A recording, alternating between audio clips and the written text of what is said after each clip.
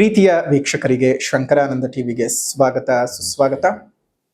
ಇವತ್ತಿನ ವಿಡಿಯೋನಲ್ಲಿ ಗುರು ಬಲ 2026 ಯಾವ 3 ರಾಶಿಗಳಿಗೆ ಗುರು ಬಹಳ ಕ್ರೂರವಾಗಿ ಕಾಡಬಹುದು, ನಿಮ್ಮ ಬದುಕಿನಲ್ಲಿ ತುಂಬಾ ಕೆಟ್ಟ ಅಧ್ಯಾಯವನ್ನ ನೋಡಬಹುದಾಗಿರತಕ್ಕಂತಹ ರಾಶಿಗಳು ಯಾವುದು ಅನ್ನೋದನ್ನ ಈ ಒಂದು ವಿಡಿಯೋನಲ್ಲಿ ತಿಳ್ಕೊಳ್ಳೋಣ.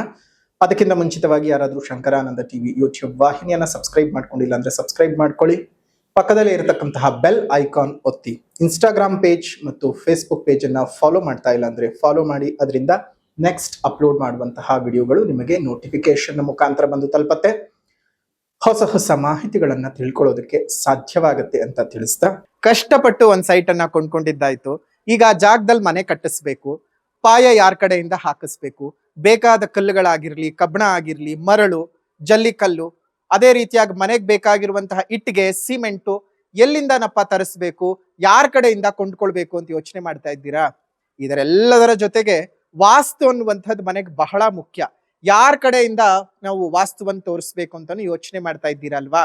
ನೀವು ಯೋಚನೆ ಮಾಡೋದೇ ಬೇಡ. ಪಾಯ ಹಾಕೋದ್ರಿಂದ ಹಿಡಿದು ಮನೆಗೆ ಯಾವ ರೀತಿಯಾಗಿ ವಾಸ್ತು ಇರಬೇಕು ಅಂತ, ಜೊತೆಗೆ ಆ ಮನೆಗೆ ತಕ್ಕ ಹಾಗೆ ಯಾವ ಬಣ್ಣವನ್ನ ಹಾಕಬೇಕು, ನೆಲಕ್ಕೆ ಯಾವ ಕಲ್ಲು ಹಾಕಬೇಕು, ಗೋಡೆಗೆ ಯಾವ ಬಣ್ಣ ಬಳಿಬೇಕು, ಯಾವ ಕಬ್ಬಣ ಉಪಯೋಗಿಸಬೇಕು ಅಂತೆಲ್ಲ ವಿಶೇಷವಾದ ಮಾಹಿತಿಗಳನ್ನ ಪಾಯದಿಂದ ಹಿಡಿದು ಗೃಹ ಪ್ರವೇಶದವರೆಗೂ ನಿಮಗೆ ಬೇಕಾದಂತಹ ಎಲ್ಲಾ ಸವಲತ್ತುಗಳನ್ನ ಒಂದೇ ಸೂರಿನಡಿ ಕೊಡ್ತಾ ಇದ್ದಾರೆ.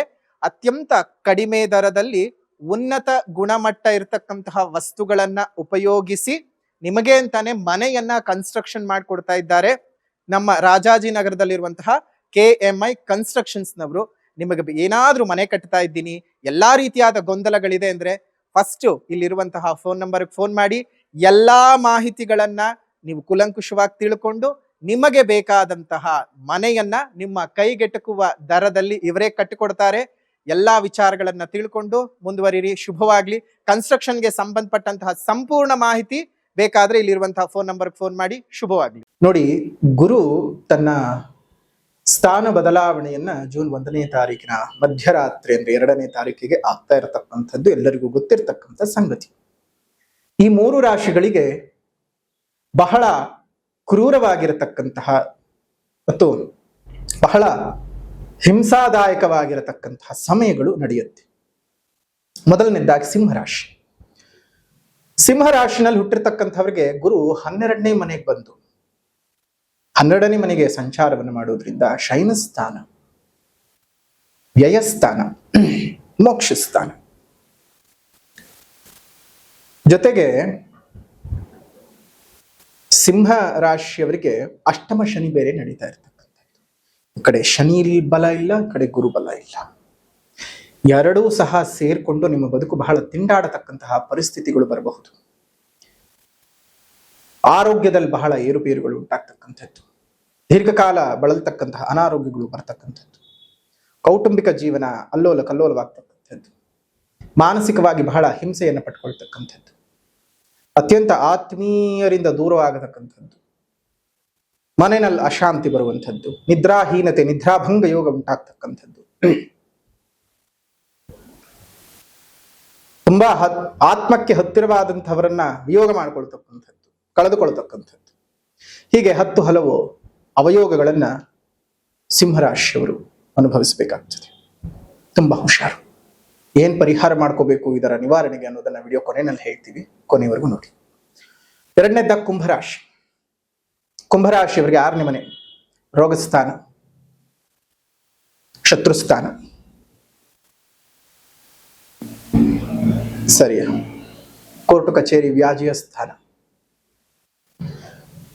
ತುಂಬಾ ಸಮಸ್ಯೆಗಳನ್ನು ಎದುರಿಸಬೇಕಾಗತ್ತೆ. ಸರ್ಕಾರಿ ಉದ್ಯೋಗಿಗಳಿಗೆ, ಸರ್ಕಾರದ ಅಧೀನದಲ್ಲಿ ಕೆಲಸವನ್ನು ಮಾಡ್ತಾ ಇರ್ತಕ್ಕಂಥವ್ರಿಗೆ, ಉನ್ನತ ದರ್ಜೆಯ ಅಧಿಕಾರಿಗಳಿಗೆ ವಿನಾಕಾರಣ ಕಿರುಕುಳಗಳು, ವಿನಾಕಾರಣ ಅಪನಿಂದನೆಗಳು, ಅಪಕೀರ್ತಿಗಳು ಬರತಕ್ಕಂಥದ್ದು. ಸರ್ಕಾರದ ಪ್ರಮುಖ ಮಜಲುಗಳಲ್ಲಿರ್ತಕ್ಕಂತಹ ಆಫೀಸರ್ಸ್ಗಳಿಗೆ ತುಂಬಾ ಕೆಡುಕಿನ ಛಾಯೆ ಕಾಡ್ತಾ ಇದೆ, ಹುಷಾರು. ಅದರ ಜೊತೆಗೆ ರೋಗ ಜಾಸ್ತಿ ಆಗ್ತಕ್ಕಂಥದ್ದು, ವಿಪರೀತವಾದಂತಹ ರೋಗ, ಹಿತಶತ್ರುಗಳು ಕಾಟ ಜಾಸ್ತಿ ಆಗ್ತಕ್ಕಂಥದ್ದು. ನೀವು ಮಿತ್ರರು ಆತ್ಮೀಯರು ಅಂತ ಅಂದ್ಕೊಂಡಿರ್ತೀರ, ಅವರೇ ನಿಮಗೆ ಶತ್ರುಗಳಾಗ್ಬಿಟ್ಟಿರ್ತಾರೆ. ಅವರೇ ನಿಮಗೆ ಅವಯೋಗಗಳನ್ನು ತಂದು ಹಾಕುವಂಥವರಾಗ್ಬಿಟ್ಟಿರ್ತಾರೆ. ಅವರೇ ನಿಮಗೆ ಏನಾದ್ರೂ ಒಂದು ರೀತಿಯಲ್ಲಿ ಕಷ್ಟಗಳನ್ನು ತಂದು ಕೊಡುವಂಥವರಾಗ್ಬಿಟ್ಟಿರ್ತಾರೆ. ತುಂಬಾ ಹುಷಾರಾಗಿರ್ಬೇಕು ಕುಂಭರಾಶಿಯವರು. ಕೋರ್ಟ್ ಕಚೇರಿ ವ್ಯಾಜ್ಯಗಳು ನಿಮ್ಮನ್ನ ಇನ್ನಿಲ್ಲದಂತೆ ಮಾನಸಿಕ ಹಿಂಸೆಯನ್ನು ತಂದು ಕೊಟ್ಬಿಡತ್ತೆ. ಇನ್ನಿಲ್ಲದಂತೆ ಕಷ್ಟಗಳನ್ನು ಪಡಬೇಕಾಗ್ತದೆ, ಇನ್ನಿಲ್ಲದಂತೆ ನಷ್ಟಗಳನ್ನು ಅನುಭವಿಸಬೇಕು. ಹುಷಾರು ಕುಂಭರಾಶಿಯರು. ಇನ್ನು ಧನಸ್ಸು ರಾಶಿ, ಅಷ್ಟಮ ಸ್ಥಾನ, ಆಯುಷ್ಯ, ಆರೋಗ್ಯ ಎಲ್ಲವೂ ಸಹ ಬುಡಮೇಲಾಗತಕ್ಕಂಥದ್ದು.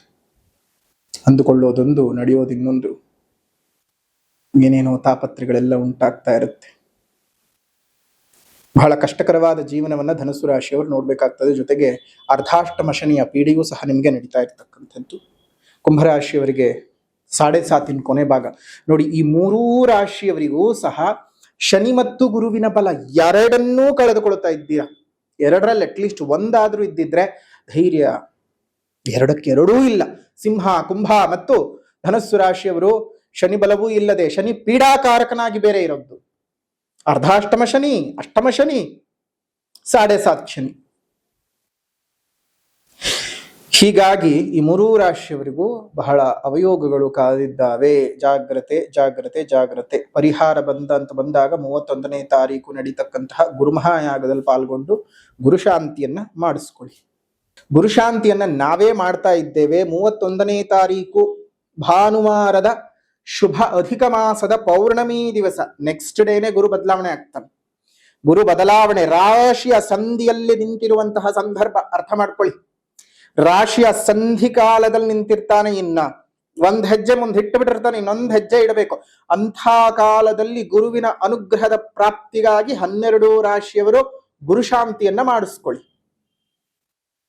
ಆ ಗುರುಶಾಂತಿಯನ್ನ ಮಾಡಿಸ್ಕೊಂಡು ಕೊಡ್ತಕ್ಕಂತಹ ಬೃಹಸ್ಪತಿ ಕವಚವನ್ನ ಧರಿಸ್ಕೊಳ್ಳಿ. ಅಕ್ಷತ ಪ್ರಸಾದವನ್ನ 2 ಭಾಗಗಳನ್ನಾಗಿ ಮಾಡಿ, ಒಂದನ್ನ ದೇವರ ಮನೆಯಲ್ಲೂ, ಇನ್ನೊಂದನ್ನ ಒಂದು ಸಣ್ಣ ಕವರ್ನಲ್ಲಿ ಹಾಕೊಂಡು ನಿಮ್ಮ ಪಾಕೆಟ್ನ, ವಾಲೆಟ್ನಲ್ಲೋ, ಪರ್ಸ್ಗಳಲ್ಲೋ, ಬ್ಯಾಗ್ಗಳಲ್ಲೂ ಇಟ್ಕೊಳ್ಳಿ.